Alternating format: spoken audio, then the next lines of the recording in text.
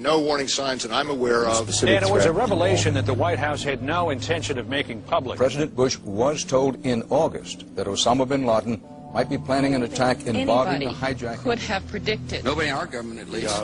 August 6th, PDP. I believe the title was Bin Laden Determined to Attack Inside the United States.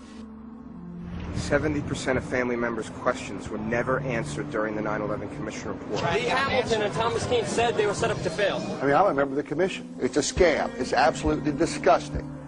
The questions, Mr. President. The questions. Building 7 ablaze at the moment and apparently getting ready to collapse. Building 7, freefall collapse. Well, no, there's number 7 coming down. The excitement and the fun that people get watching an old building being demolished, and they wired very carefully for days, and it's a very careful operation. Third time today. It's reminiscent of those pictures we've all seen too much on television before, when a building was deliberately destroyed by well-placed dynamite to knock it down. The smartest thing to do is pull it. And they made that decision to pull, and then we watched the building collapse. Jane, what more can you tell us about the Salomon Brothers building and its collapse? Well, only really what you already know. Details are very, very sketchy. You're getting information now that one of the other buildings, Building 7 in the World Trade Center complex, is on fire and has either collapsed or is collapsing. The Pentagon. Vanishing airplane. From my close-up inspection, there's no evidence of a plane having crashed anywhere near the Pentagon. The only site is the actual site of the building that's crashed in, and as I said, the only pieces left that you can see are small enough that you could pick up in your hand. There are no large tail sections, wing sections, a fuselage, nothing like that anywhere around, which would indicate that the entire plane crashed into the side of the Pentagon. Firefighters and police describing explosions. A lot of them. The secondary explosion. We've got numerous people covered with dust from the secondary explosion. Floor by floor instead of popping out. It was if they had detonated. Yeah, detonated. They were planned to take down a building. Boom, boom, boom, boom, boom, boom, boom. Looks sort of like the building just demolished. Even if there was no secondary explosives in the building. Kind of like gunfire. You know, bang, bang, bang, bang, bang. And then all of a sudden, 3 big explosions. Do you know if it was an explosion or if it was a building collapse? To me, it sounded like an explosion. Chief Albert Turry told me that he tried to get his men out as quickly as he could, but he said that there was another explosion which took place, and then an hour after there was another explosion in one of the towers here.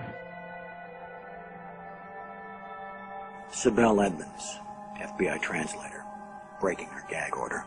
All our intimate relationship with Bin Laden and Taliban, we did carry very intimate relationship with these people all the way up to September 11th. Bin Laden was spirited into this military hospital in Rawalpindi for kidney dialysis treatment. The military had him surrounded. They were saying that Osama bin Laden had to be watched carefully and looked after.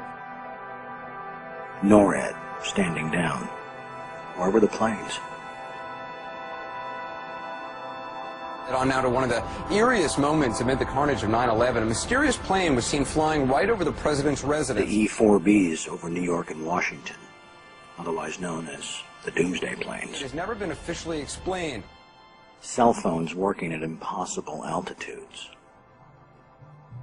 Solicitor General Ted Olson receiving phone calls that the FBI says were never made. What happened during that call? This is the only information we have on these terrorists. She was able to call him twice. How she could pull that off, we don't know, but she did. These are the questions, Mr. President. These are the questions.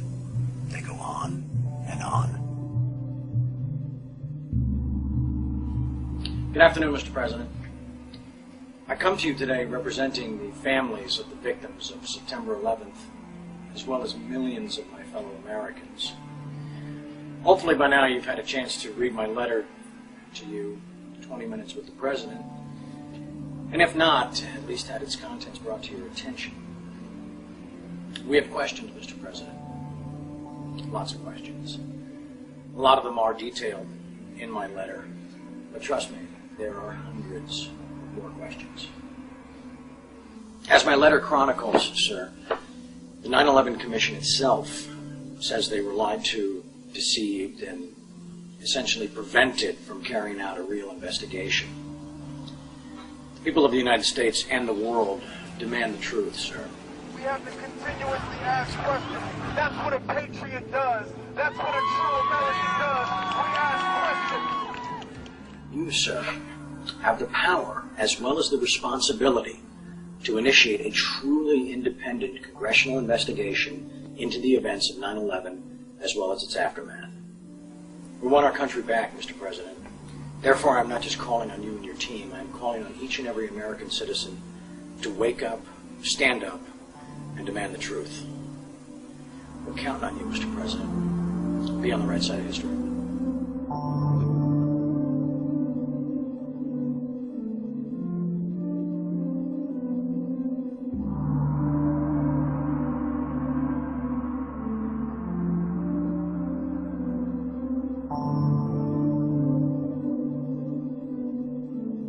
Are you now saying that they weren't asking to block an investigation? An investigation must not interfere with the ongoing efforts to prevent the next attack.